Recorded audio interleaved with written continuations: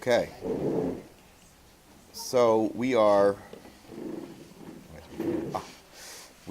in the Shabbos of approaching Chanukah.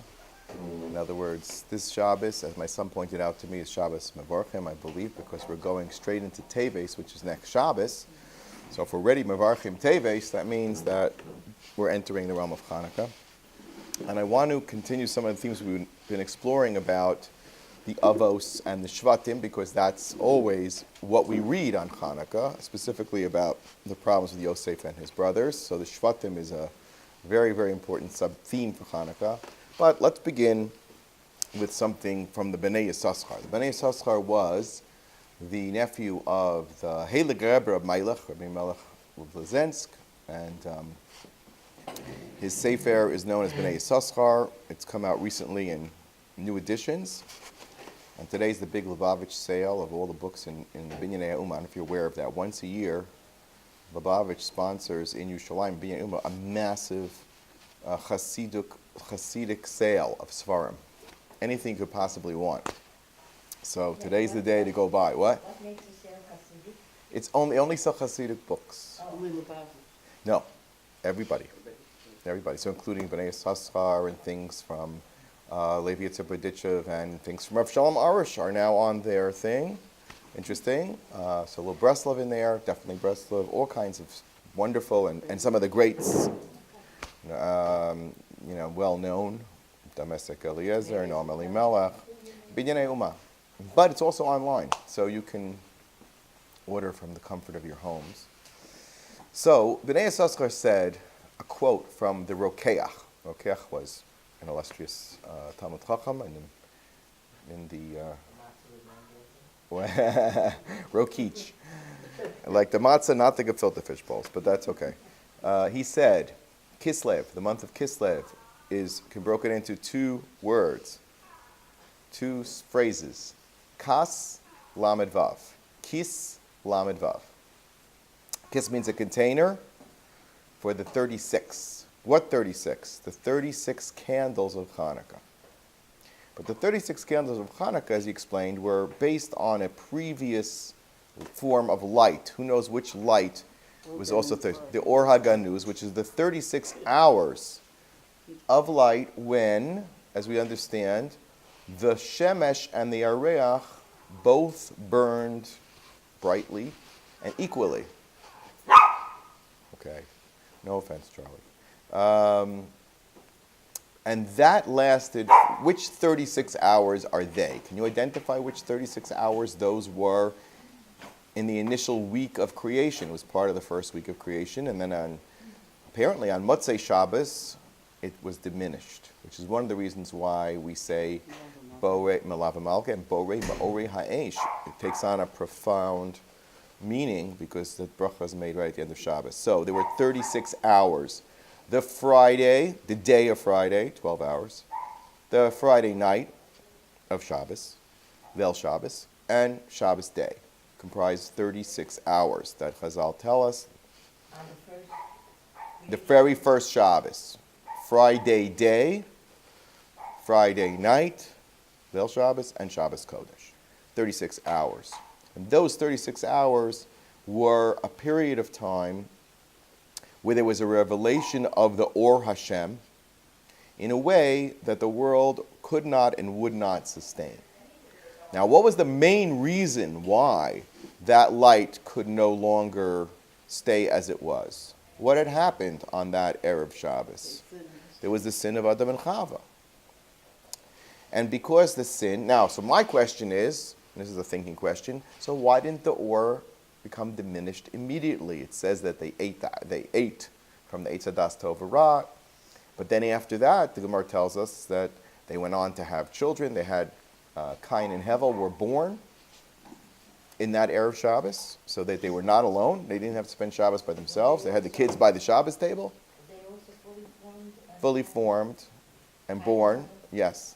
So why did Hashem wait until after Shabbos to diminish the light? It should have happened immediately. Why did it burn for 36 hours? It should have been extinguished immediately. So there's a connection between Shabbos and that light.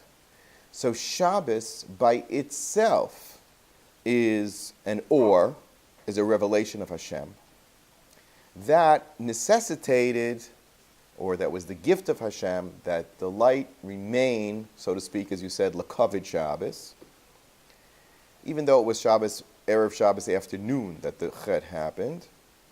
But since we are already preparing for Shabbos, kanireh, Hashem felt to allow the light to illuminate Shabbos. Why? Now let's go a step deeper. We've learned many times that the Gemara in Sanhedrin tells us that the world was only intended by Hashem to be created for a fixed period of time, is only intended, and that is for how many years? 6,000 years, which terminates when? The millennial calendar it ends Friday night. Friday night is the beginning of the 7th day, so that would be the year, what we call in Lefi, their cheshbon, 2240, which would be the equivalent of the year 5999, the year 6000. That's the equivalent to the year 2240. And of course, you can make Shabbos early. It's always nice to make Shabbos early. Okay, so let's go into that for a second. So that's a deeper reason why the light didn't diminish, because ultimately the tikkun for the world is going to come by then. But it also, right? So the light is not going to be extinguished for then, because by then the light of the Levana and the light of the light of the moon and the light of the sun will be relit, as it were. So of course the light had to be on for Shabbos. If the light's not on for Shabbos, then the whole point of the creation is not achieved. But what's significant here is that the light was on for 12 full hours of Erev Shabbos. What does that mean? What does that mean? What does that mean for the context of the history of the Geula? It means that once we reach the year 5500, which corresponded to 1740, the light of the ultimate Geula is already on. Okay? What year was that? 1740. Now I mentioned this, but I'll just reiterate for review's sake. Some people haven't heard those shiurim a while back. What happened at 1740? We crossed the Rubicon of the year 5500. Right. The Or Gnuz starts to break forth in the form of two major teachers who had two of their own teachers. Who were the two personalities, the masters of Kabbalah and Hasidus that emerged at that time? Correspond. Well, first of all, the Baal Shem Tov, the Baal HaTanya, right, as a primary student, third generation, because everybody was students of the Maggid. You also had Rabbi Nachman of Breslov in that era. You also had, of course, the Vilna Gaon in that era.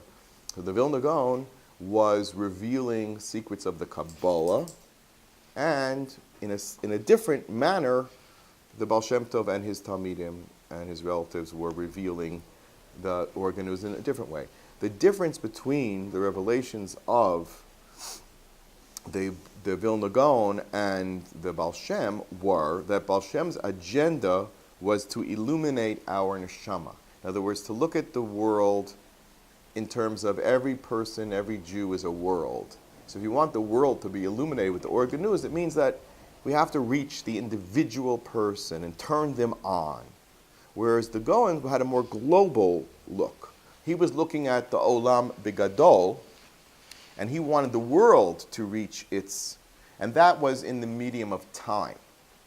That marching through the history of time, he wanted to hasten the speed with which the Geula would encounter the whole world.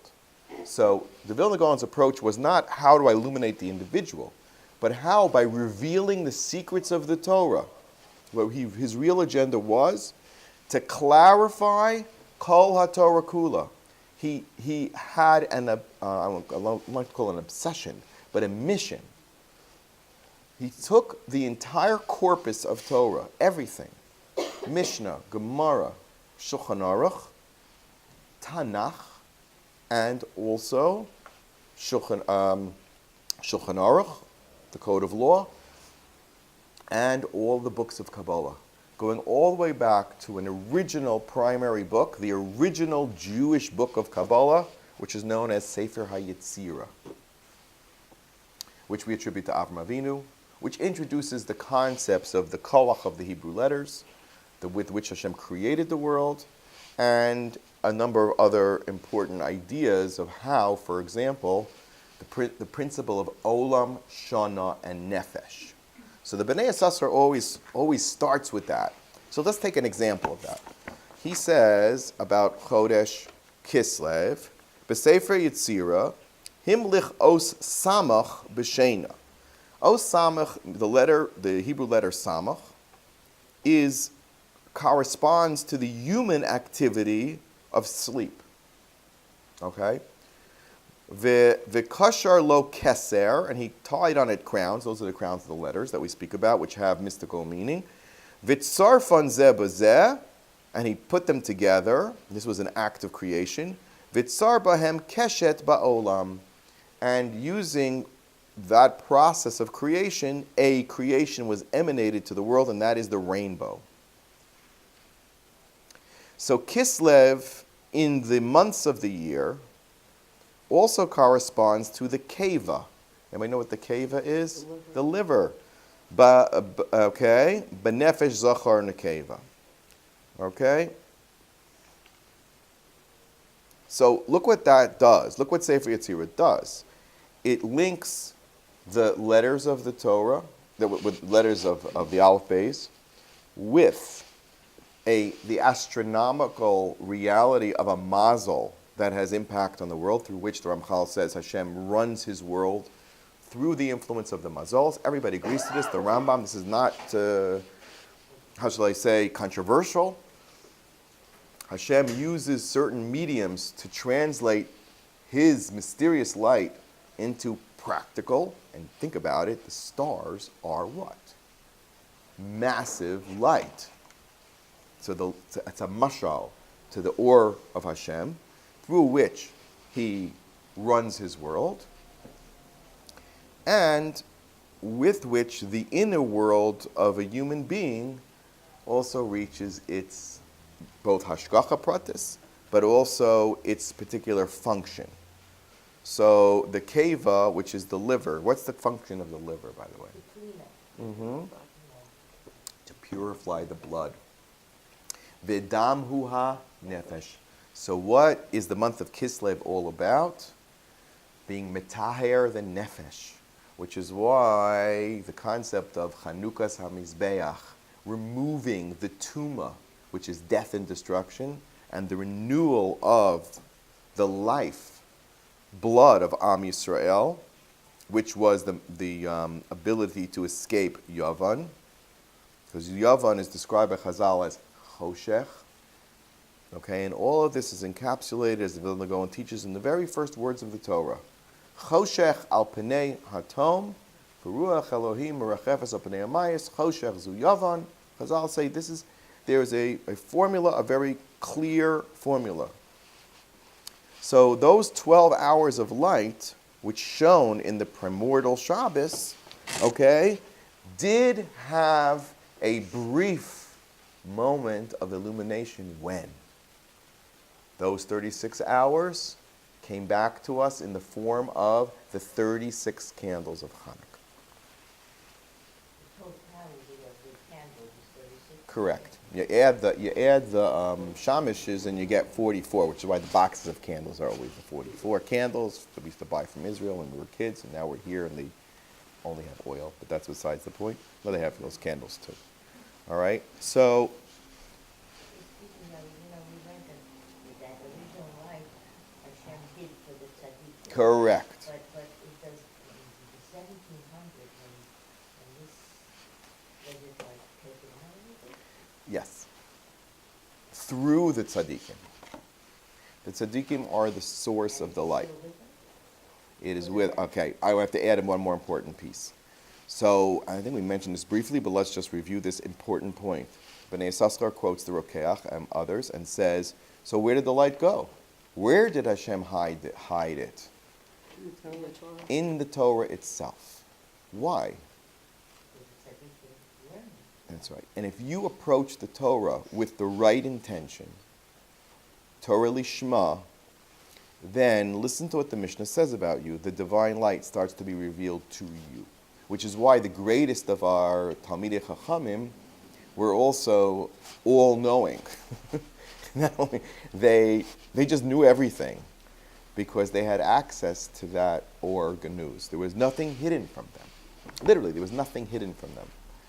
They said that Baal Shem Tov could look at you and tell everything about your neshama from all the way back in time and how to repair yourself. If you go to the cemetery in Tzfat and you see what his student, Rav Chaim Vital, wrote about him, did you ever read that? There's a big slab which contains the words of tribute that the Rav Chaim Vital said about his Rebbe, the Baal Shem Tov, among other things. He knows the conversations of the animals. He could tell exactly what Charlie's saying to us and what his comments are of birds. And who else was privy to this knowledge, by the way? Shlomo HaMelech. Shlomo HaMelech was a period of time in which the Organ News was opened up. And this is because why?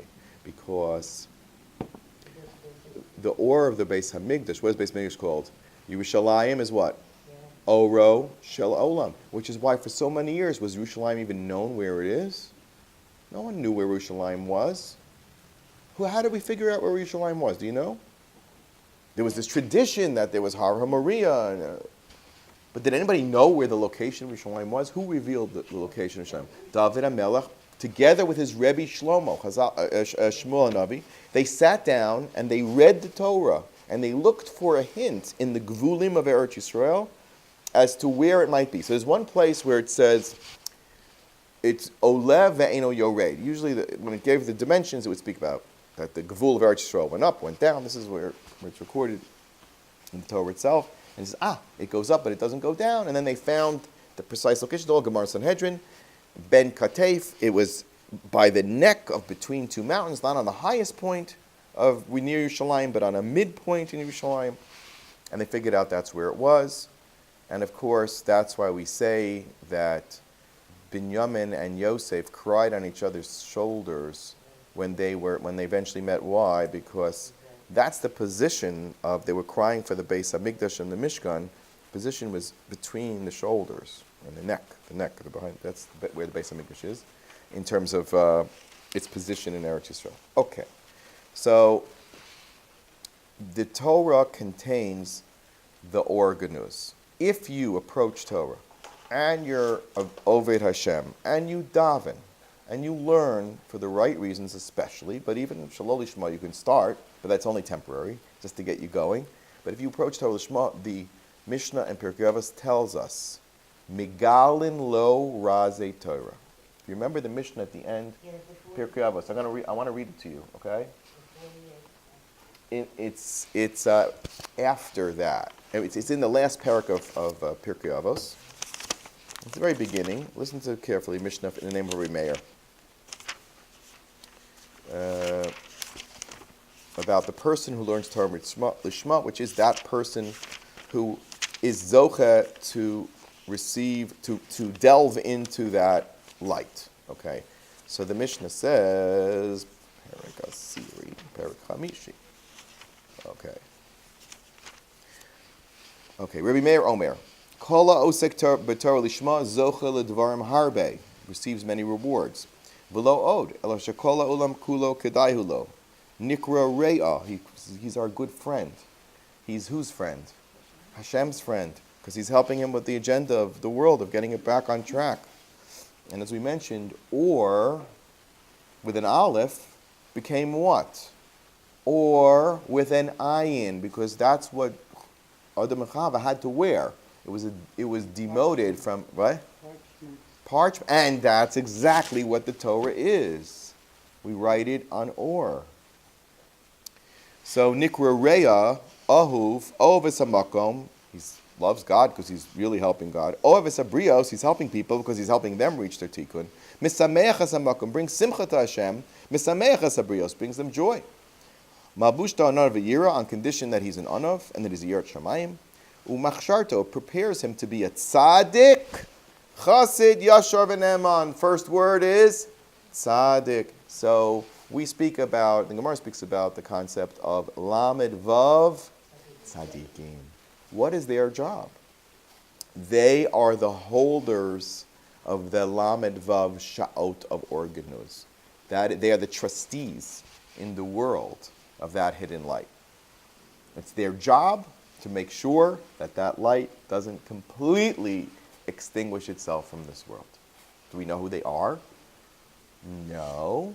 Later we sometimes can find out in retrospect that they say about such a person after they passed away. There's such a person named, his name is Rabbi Dayan. He's buried right at the beginning of Har Menuchos near Herzog Hospital. The very first place where they bury people is a Sephardic area. And they said he was a Jew who basically sat and davened at the kever of Shmuel Hanavi, the first one to reveal where Yerushalayim was. And sadly, Shmuel Hanavi, the kever of Shmuel Hanavi right now is not the safest place in the world to go. Right? Unfortunately. Nebi Samuel. It's a very, very important. It used to be more accessible than it is today. What did you say, it's accessible? It's not as accessible as it used to be. Where is it located? It's Givat Zev area. That's remote. It's very close. It's really close to Ramallah. That's the problem. Man, we used to go. We always went. Buses would go. Now, if you go there, it's like you're going to Kever Yosef. You got to go under armed guard. This explains also why those things are happening. Why is Kever Yosef so hard to get to? Although we are getting to it, is because the forces of the Satan do not want the ore to come out, so it has to battle with tzaddikim. Now, let's go, on that note, let me just finish this, what it says about the tzaddik. We'll go back to the other tzaddikim, the Lamed Vav tzaddikim. Mirachto menachet, the Torah itself helps a person be a tzaddik. Isn't that interesting? Once you get into it, the Torah helps you. It responds to you. Mekarvaso lidei schus. It allows you to help others. V'nena mimenu eitzav esoshia bina v'gvura. He becomes a fountainhead of advice. Like everybody would run to the Lubavitcher Rebbe, or they go to the Square Rebbe, or whoever they go to.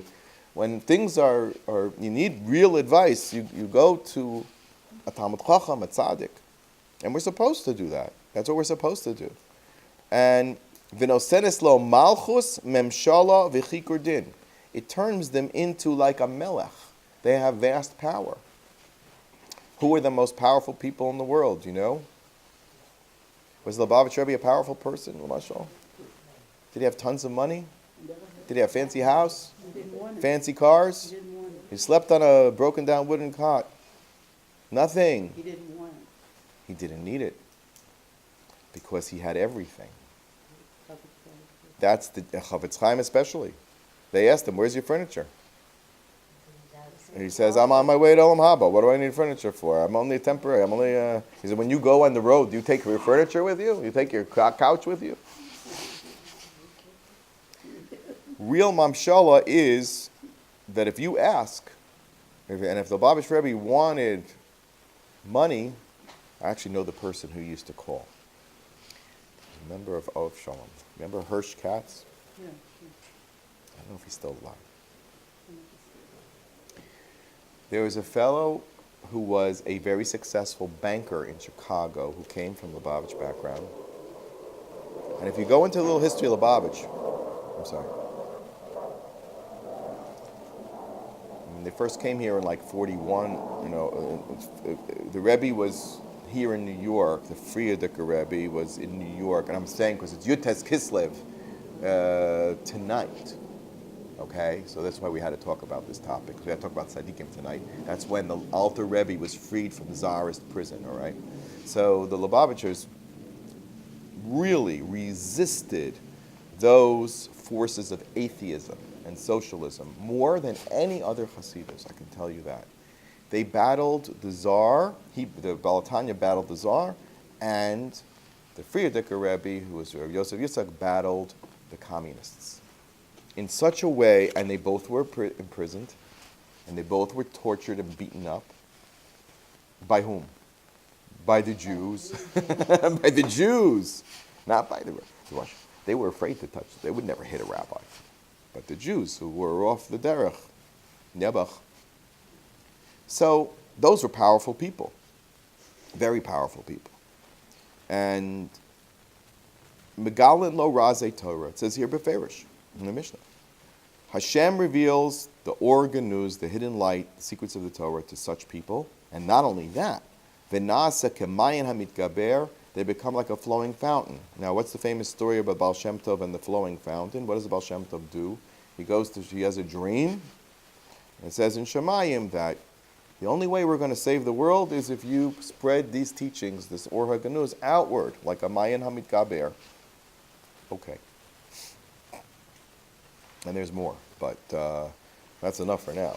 So with someone who attaches himself to the Or HaTorah, the light begins to shine through him, through them. What's that? Probably. Equal opportunity? I don't know, I'm asking, I never... It's a very good question. We certainly have many tzidkanios. I mean, the whole notion of the imos is that they were, like I said last time, they were supposed to be 4 avos and 4 imos. We're supposed to be, not 4 and 3. They were equal partners, equal, and actually greater, because we know that Rivka and Sarah saw what Avram and Yitzchak did not see about the future of Klal Yisrael. So, yeah, it's a good question. Equal opportunity, Lamed Vav Tzadikim.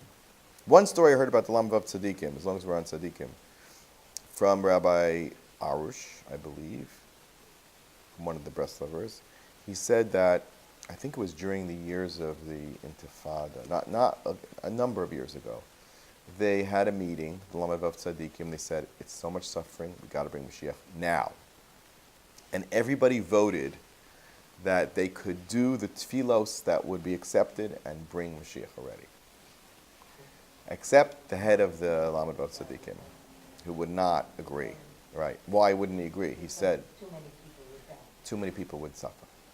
Because it doesn't come without a price. Either we do the tshuva, and if we don't do the tshuva, we have the suffering, we have the yisurim. It can't come either way. You got to do either tshuva or the yisurim, and it's as if you did tshuva even if you didn't. So, he said it's not worth it, and that's it. They all know each other, is what you're saying. Yeah, they all know each other. They convene. They have meetings. You might know some of them. They wouldn't tell you if they were, right? Anyway, so now, using this as an introduction, I want to go back to illuminate a few things in the parsha. Okay, last time at the end of the shiur, I think we said something rather quickly, but I want to just give it a very quick recap. And that is that the encounter with Lavan and Esav was not just an encounter that was historic to that time, but goes all the way back in time to that first day of creation when the light became compromised, where there were 3 individuals present, 3 parties, as it were. And this I actually heard from Rabbi Nachman Bullman, who was a famous teacher. He was from Rockaway, but also Or Sameach, and he went out of town also. He was in Migdal HaEmek or something like that. He said, if you really, really want to understand Chumash Bereshis and all the parshas that we're reading, he says, realize it's all one long story. It's not a series of stories. It's the same story. In other words, change the names, faces, and maybe even genders, and you get the same 3 characters. Who are the 3 characters? Adam, Chava, Nachash. Sometimes Cain and Hevel, for example. The 2 brothers that hate each other, right? Here we are, Parshas Vayeshev. When does it finally get settled, the 2 brothers who really love each other more than anybody? Who are the 2 brothers that really love each other? Brothers. No, Moshe and Aaron. That Aaron, who was the leader, comes out and blesses Moshe, right? And says, I'm so happy that Hashem chose you as the Melech, and not me. You took my job. Very good. You took my job. God bless you. I'm here to help you. Cain and Hevel. Moshe was a Gilgal of Hevel. You could argue, therefore, that Aaron was a Gilgal of Cain in some level because they reconciled. It's the same stories over and over again, just change the people. But what's happening is things are being repaired. Every time we go through a round of that, something gets fixed. Another piece of the puzzle falls into place. Another little bit of light is liberated. Okay? So let's take a look what happened here in this past week's parsha. I'm looking, Chazal tell us, Bikesh Lavan la'akor es hakol. What is hakol? All the three avos were blessed with kol. And that's, remember what we say in the benching. What do we say? Bakol, mikol, kol. Avram was blessed bakol. Yitzhak was blessed mikol. And Yaakov's blessing was just kol. Now, what was the conversation of kol that Yaakov had? It was between him and Esav. Esav says to him, I don't need these gifts. Yeshli Rav. I got a lot. And what does Yosef say back? I have kol. I have everything. Kol is 50, the gematria 50, which means completeness. Now, what happened? Didn't Yaakov lose a fortune of money by giving all this stuff away to Esav? Did he not? It was fortunes of money. Medrashim say that he gave it for 7 years. He kept giving it and giving until Esav packed out of Eretz Yisrael. He just kept giving it and giving it.